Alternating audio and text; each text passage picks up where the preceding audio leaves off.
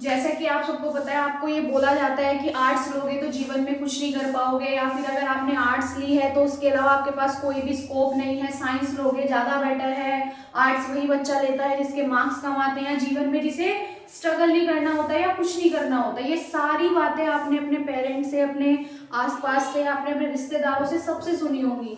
लेकिन एक्चुअल में ये ह्यूमैनिटीज और आर्ट्स है क्या? क्या आपको ये लेनी चाहिए या फिर आपको ये नहीं लेनी चाहिए? आज हम इसी के बारे में बात करने वाले हैं। हेलो एवरीवन, वेलकम है आपका एक और नई वीडियो में। मेरा नाम है सुरभि शर्मा और आज आपको मैं बताने वाली हूँ कि ह्यूमैनिटीज यानी कि जिसको आप आर्ट स्ट्रीम कहते हो वो है क्या, और हमें वो क्यों लेनी चाहिए और क्यों नहीं लेनी चाहिए। फर्स्टली, मैंने अपनी हर वीडियो में बोला है कि किसी के भी प्रेशर में आके आपको कोई भी स्ट्रीम चूज नहीं करनी है। अपने इंटरेस्ट और अपने एम के अकॉर्डिंग ही आपको अपनी स्ट्रीम चूज करनी है। अब बात करते हैं कि क्या ऐसा सच है कि ह्यूमैनिटीज वही बच्चे लेते हैं कि जिनको पढ़ना नहीं है, या सिर्फ जिन्हें पढ़ाई करते हुए दिखाना है लेकिन मेहनत नहीं करनी है? ऐसा बिल्कुल भी नहीं है बेटा। आर्ट्स वाले बच्चे भी, आपने देखा होगा, जितने भी आईएएस या यूपीएससी वाले जितने भी हमारे गवर्नमेंट एग्जाम होते हैं वो ज़्यादातर हमारे आर्ट्स स्ट्रीम यानी कि ह्यूमैनिटीज स्ट्रीम वाले ही बच्चे क्लियर कर पाते हैं। तो इसका क्या मतलब है कि उसमें पढ़ाई नहीं करनी पड़ती? नहीं, सबसे ज़्यादा पढ़ाई जितने भी कॉम्पिटिटिव एग्जाम होते हैं उन सब में ही बेसिकली आपका ज्योग्राफी और हिस्ट्री, पॉलिटिकल, ये सारी चीज़ें आती हैं। अब अगर आप साइंस के बाद भी गवर्नमेंट की तैयारी करते हो ना, इनफैक्ट तब भी आपको ये सारे सब्जेक्ट पढ़ने पड़ेंगे, क्योंकि गवर्नमेंट की थीम है कि अगर आपको कोई भी कॉम्पिटिटिव एग्जाम क्लियर करना है तो आपको ये बेसिक चीज़ें आपको पढ़नी ही पड़ेंगी। तो कोई इजी नहीं है।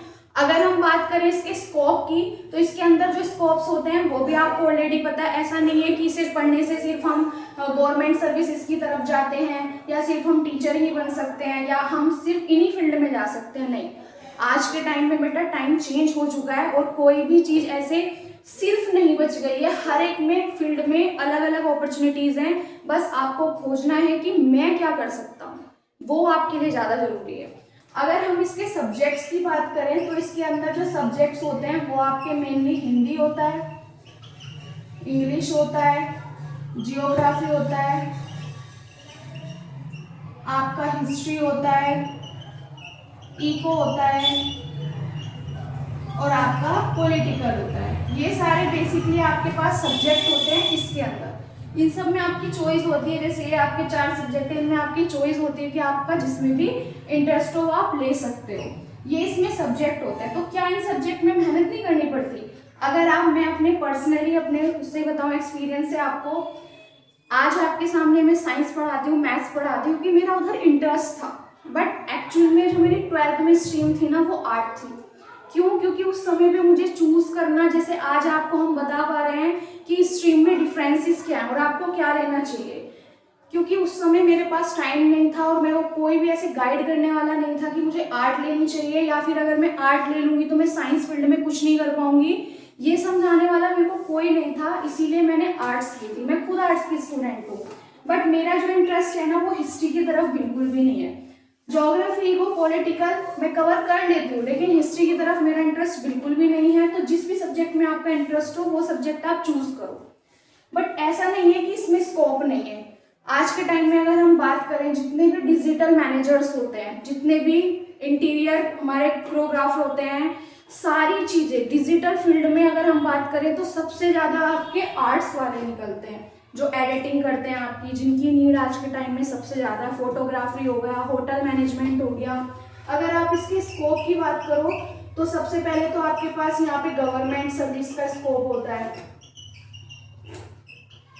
उसके बाद आपका यहाँ पे लॉ का स्कोप होता है। लॉ तो आपको पता है कोई छोटी मोटा स्कोप तो है नहीं, छोटी मोटी जॉब नहीं है। आप भी अच्छे से जानते हो कि लॉ क्या इम्पोर्टेंस रखता है हमारे लिए। डिजिटल मार्केटिंग में अगर हम बात करें तो भी यहाँ पर इसका यूज़ किया जाता है। और आपका अभी मैंने बताया एडिटिंग फील्ड में भी इसका यूज़ ये हम पढ़ सकते हैं। और अनदर इसके अलावा भी बहुत सारे स्कोप हैं जहाँ पर हम आर्ट्स का पढ़ के यूज़ कर सकते हैं। और कोई भी स्ट्रीम खुद में छोटी बड़ी नहीं होती है, उसकी खुद की इंडिविजुअली एक पर्सनैलिटी होती है कि अगर आप पढ़ते हो तो आप खुद को किसी न किसी चीज़ के लिए प्रिपेयर कर रहे हो। किसी भी स्ट्रीम में बेटा कंपटीशन कम नहीं है, चाहे आप साइंस लो या कॉमर्स लो या फिर आर्ट्स लो, सभी फील्ड में अपना अलग अलग कंपटीशन है। और कोई भी जो स्ट्रीम है वो कम नहीं है किसी से भी। साइंस पढ़ने वाला भी तरक्की पा सकता है, कॉमर्स वाला भी और आर्ट्स वाला भी। तो कोई भी स्ट्रीम आज के टाइम में छोटी नहीं है। लेकिन मुद्दा उठता है कि पेरेंट्स के लिए सबसे बड़ा टॉपिक होता है कि उनसे कोई पूछता है जब आफ्टर 10th आप आओगे 11th में कि आपके बच्चे ने क्या लिया, अगर उन्होंने गलती से बोल दिया आर्ट्स तो सामने वाला जज कर देता है आर्ट्स तो वही बच्चे लेते हैं जो पढ़ नहीं पाते हैं।